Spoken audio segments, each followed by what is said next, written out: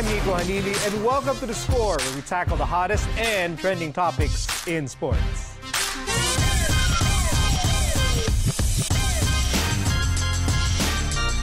UP and Ateneo lock horns again for round 2 of the Battle of Katipunan. While UST will try to win number 2 against the defending champions from Salle. Joining me to discuss this weekend's UAAP games, we have our analysts, Jai Reyes and Jem Ferrer. Hi, guys. All right, let's do this preview of a big weekend in the UAAP. Let's start with the Battle of Katipunan, round 2, Ateneo versus UP. Let's start with the team that's at 7-1, Ateneo. Key player for them this weekend, who will it be? Jem, I'll start with you. For me, I think Dani Ravenna. Kasi we saw naman last game how she stepped up. So, ang ganda nung nilaro niya, pinakita niya. So, ang ganda nang na-contribute niya during that game. I would have to agree with Jem. The impact of Dani would be really big coming into this match. We know that hindi siya yung first libero na ginagamit ni Coach Oliver. Pero when she was put into the match, it was a really great revelation for everyone that Dani can be a steady libero for Ateneo. And when Kim falters, Dani is there to step up. So that's a big factor na parang may option pa si Coach Oliver pag hindi gumana yung kanyang first striker. It's always interesting because of, there are a lot of big names on that roster, and then you guys select Dani Ravenna. I mean, how is this connected to how Ateneo is playing so far in this tournament? Kasi I think ang hirap ng reception ng Ateneo, hirap sila ngayon eh. So, yung contribution ni Dani Ravenna was really a big help sa team nila. So, ang daming nagawang great distribution si Dina Wong in that match.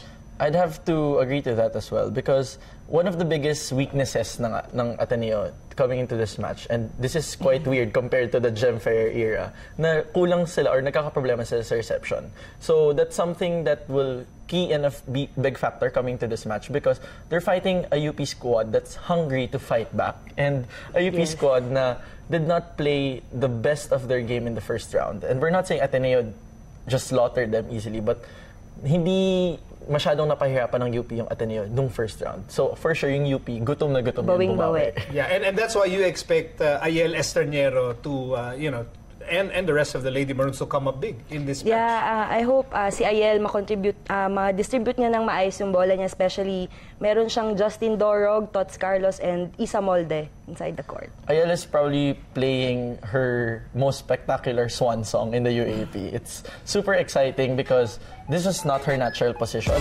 She came from becoming a libero to becoming a utility/setter, and then now she's really accepted the role of a setter. And her playmaking is really what's bringing this UP squad towards their wins.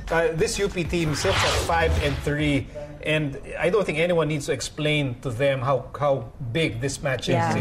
Definitely, it's going to be a very big match. They're facing the currently ranked number one team.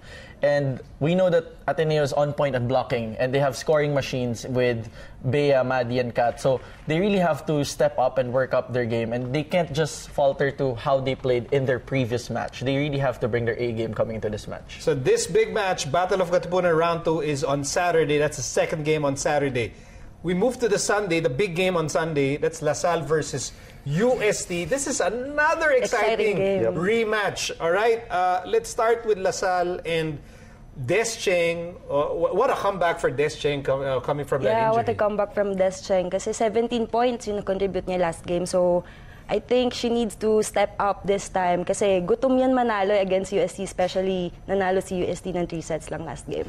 Des is really bringing in her leadership into the match, and malaking factor pag wala si Des inside the court. I think her being the kapitana of the squad has a big effect on the squad. But aside from that, another person who has to lead and who will be key to their win is Michelle Cobb. In their last game, one-handed sets going to Jolina. Sobrang ganda ng performance sa yung mga highlights pag pinanood mo, talagang napakaganda. But Cobb has to play her highlight game all the time so that Salle can really pursue their campaign in this season.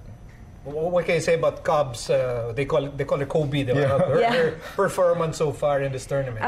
So far, ang ganda ng pinapakita ni Michelle kasi ang dami niyang options like Des Cheng, meron siyang Jolina, rookie. So parang yun lang yung kailangan talaga niya, ma-distribute niya ng maayos yung bola, especially ang mga kalaban niya dyan sa game na yan, Mafe Galanza. Oh, Mafe Galanza. it's not just because familiar yung last name, but she's making her own name. Her own Definitely. name. Definitely. Mafe, we've talked about this in the past, how it's Mafe's time to show that there's another Galanza on the court right now. And being part of the the Golden Tigresses, she's really contributing a lot. Her distribution is on point. And we're seeing how paano niya napapagana yung spikers niya. In their last game, napagana nga niya yung gitna, and Caitlin Veray got the POG honors because of Mafe's distribution. And that's something that they have to really bring into this match if they want to win against LaSalle for the second time. Repeat their win again. What should Mafe do to really have a gigantic impact on this match? I think she needs to make a good decision making for every rotation talaga. Kasi last game, nagawa niya double digits yung spikers niya eh. So this time, sana maulit-ulit nila yun. Jem, would you agree though that it's the middle that will be crucial into this match for UST? Yes, kasi kailangan talaga nila ng blockings eh. We all know naman how tall yung LaSalle players. So talagang malaking factor yung middle blockers ng UST. Especially dahil may Rondina, may Lowry ka namang pupuntos talaga sa wings. Okay, FEU, this is another Final Four contender. They're playing UE on Saturday, and for FEU, you guys believe Jerely Malabanan is going to be key. How come? Well, if you don't have Ebon, if Ebon won't be back by that game, and the squad is struggling, Malabanan has to really step up. As the team captain, she has to fill in her leadership role, and as a wing spiker, she has to carry the load for the squad. But one thing that's very crucial about Malabanan, it's her final year, she's at the tail end of her career. And when we see her outside in the commercial leagues, we see a very strong Jerely Malabanan. But how come we're not seeing it in the UAP? And we want to see that Jerely, that expectation from Jerely in the UAP as well. Yeah. So yun, siguro Jerely needs to play well this time. Pakita niya na talagang kung ano yung laro niya against UE. Especially wala si Ebon and Villarreal. So I think it's gonna be exciting to see how yung rotation na gagawin ni Coach George. All right, on Sunday, Adamson and NU will face off, and you're really waiting for Joy Tacoron to come out and really spearhead this team, Sinjin. We're looking for an explosion for Tacoron. It's her 5th playing year in Adamson, and we know that if Tacoron plays well, it's a good sign for the squad because that's an additional distraction. You get to clear up as a path for Soyud. You have a path for Flora and for Permentilla to score on the wings if the Coron will actually step up. Because on the other side, ang kadiagonal niya is si Makaslang, which is a rookie. You wouldn't expect so much from Makaslang, but the Coron has to lift the load from the middle. Yes, and I think kailangan talagang makita yung leadership niya inside the court as a veteran, and effective naman yung mga attacks niya and blockings niya. Yun nga lang, kulang talaga sa, siguro, tulong pa inside the court. It's UE versus FEU, Ateneo versus UP, that's Saturday. And then Sunday, Adamson versus NU, and then LaSalle versus UST, Mall of Asia Arena. This weekend. You'll be staying in that area. I'm gonna live there. Yeah, for the entire weekend. Thank you very much, Sinjin and Jem, for helping us out today. Thank you. When we return, it's time for another innovation in basketball, one that could reward long-range shooters. We'll talk about that with our guest analysts when the score returns.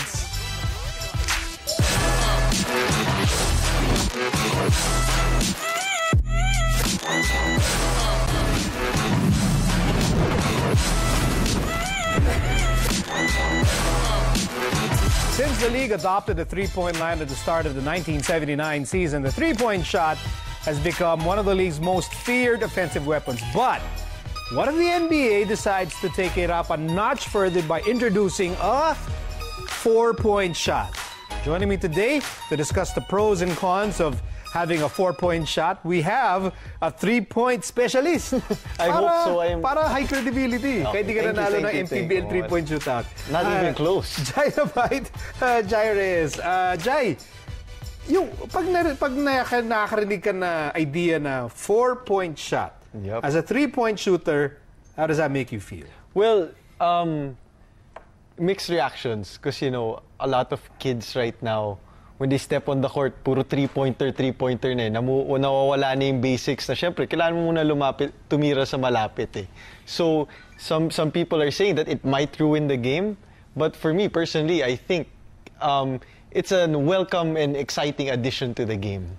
Is it parang a part of the evolution of the game? Yes, wala naman nagsistay forever. Rules change.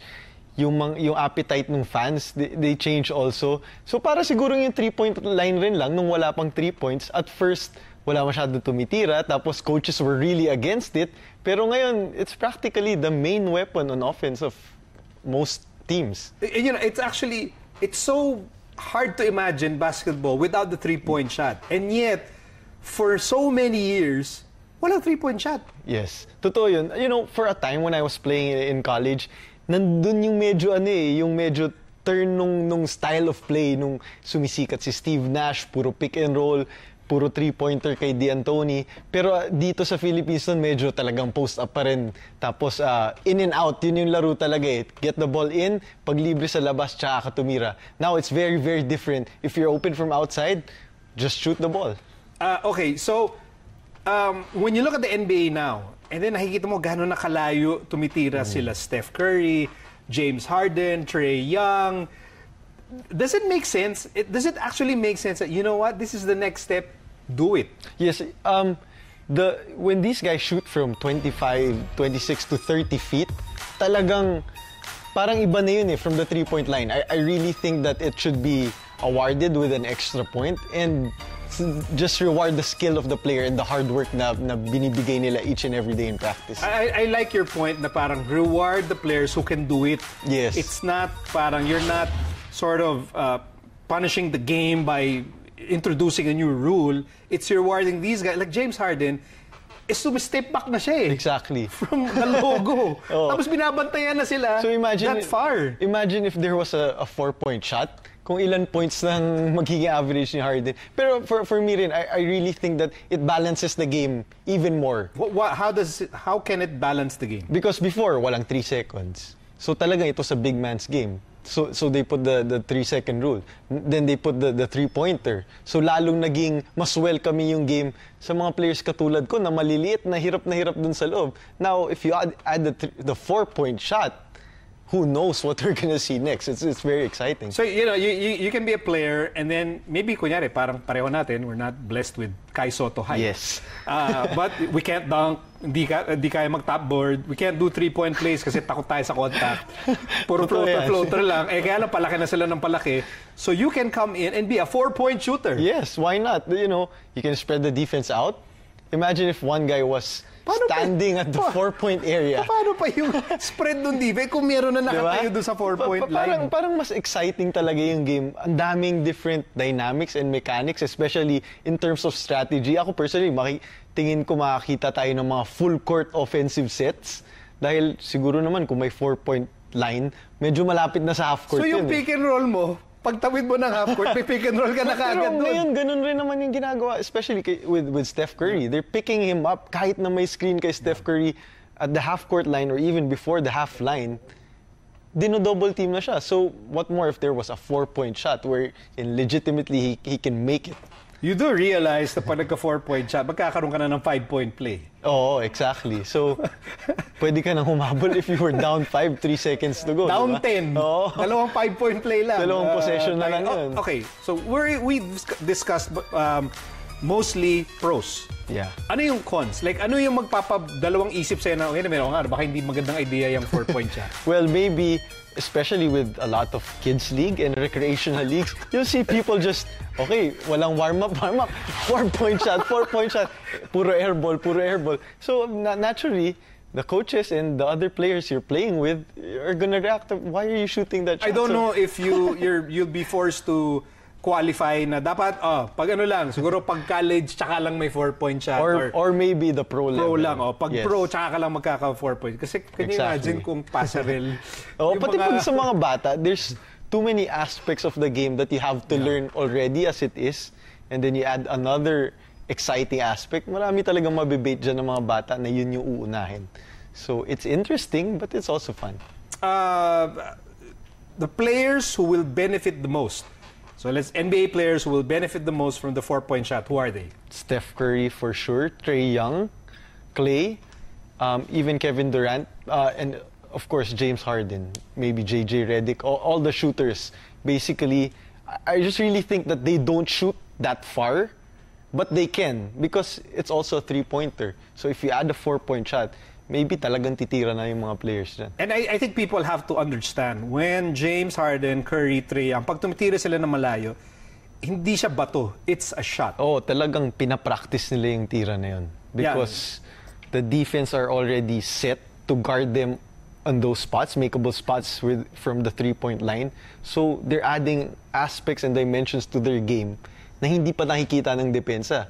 So nagugulat yung depensa, biglang titira 30 feet. Nobody would expect that. When you see, let's say you're watching an NBA game and then you see that you mentioned earlier, pinipick up na yung player. Pag tawid pa lang na half court, dinidikita na. Yes. Pag nagkaroon na ng 4-point shot, how is it going to radically change defense? I think we're gonna see more full court pressing defense. So we're gonna see more players who need to be in better shape. Because kahit saan after you cross half court, the offensive player is a legitimate threat.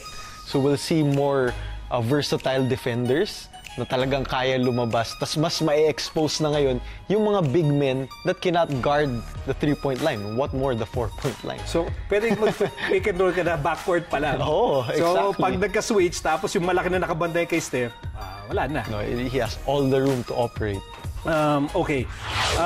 Locally, local players who will benefit the most on the 4-point shot.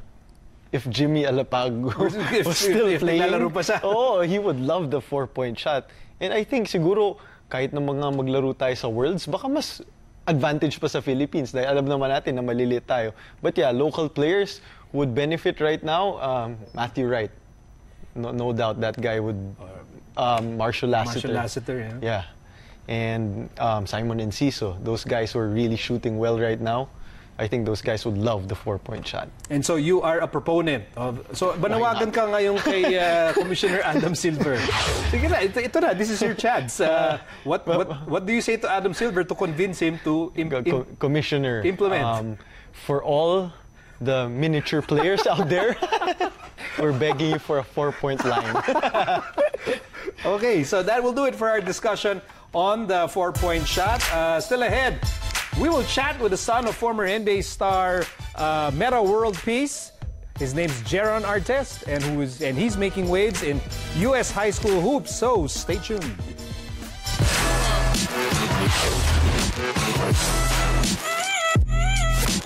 Hey guys, I'm 3D Ravenna of the Ateneo Blue Eagles. Thank you for watching The Score. Don't forget to subscribe to ABS-CBN Sports YouTube channel to be updated with the latest games.